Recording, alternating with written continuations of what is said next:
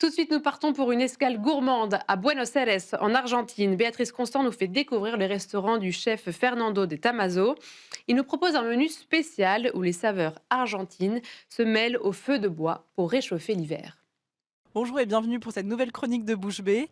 Je suis à 2 pas du Montmarché et cette fois-ci nous allons découvrir la toute nouvelle adresse du chef Fernando de Tomaso. On va récupérer un peu de chaleur, il commence à faire terriblement froid. Suivez-moi. Bonjour Fernando, merci Bonjour, beaucoup de nous merci à vous accueillir. de vous accueillir. On est ravis de venir découvrir votre nouvelle adresse, Paris-Buenos Aires.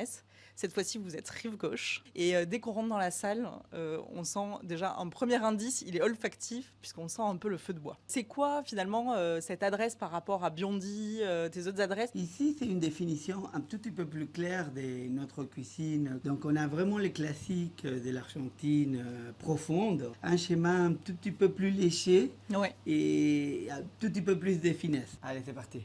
On déguste carabineros et avec le chimichurri maïs et aubergine fumée. Pour répéter, donc je te sers. C'est un tout petit peu une langouste hein, quand même le carabineros. Il reste un produit vraiment. Bah, tu vas sentir hein, le iode à l'état pur. Hein. Ça, c'est les carabineros, ils viennent d'où? Ça vient de Catalogne.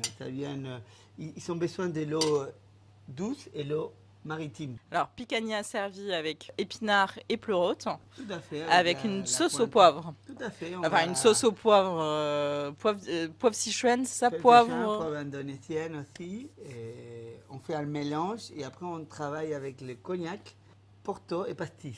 On fait un flambé, 3 alcools et après on va retrouver des arômes différents. Pour les desserts, je te propose goûter un Malbec un tout petit peu atypique. Ça part super Malbec, mais il n'y a pas beaucoup de Malbec. On a injecté un tout petit peu de Pinot Noir et de Tempranillo et que ça crée un vin léger pour le dessert. Est-ce que ça te va? Ça me va très bien. Allez, c'est parti. C'est un dessert qui marque. Mm. C'est un marqueur. Et au-delà, c'est un dessert que même les gens qui n'aiment pas le sucre, ils peuvent le partager. Bah, c'est assez surprenant parce que le dulce de leche, on imagine toujours quelque chose d'assez écœurant, Et difficile Et- à travailler. Hein. difficile à travailler aussi. Moi, j'imagine toujours les grands-mères qui font ça sur la casserole et qui passent des heures et des heures à Parle de remuer. caramel, bon, il faut les trouver, sublimer la finesse. Hein, sublimer la finesse de...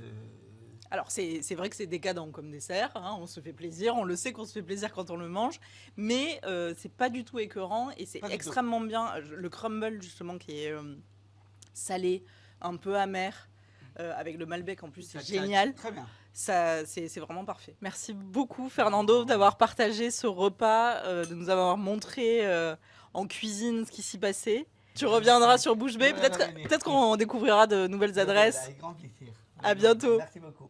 Merci Béatrice pour cette virée gustative. La grande interview, c'est maintenant. Je suis allée à la rencontre d'Alain Neymarck, qui est président de la marque de luxe mais accessible Mauboussin. Un rendez-vous rue de la Paix dans le quartier des Joailliers.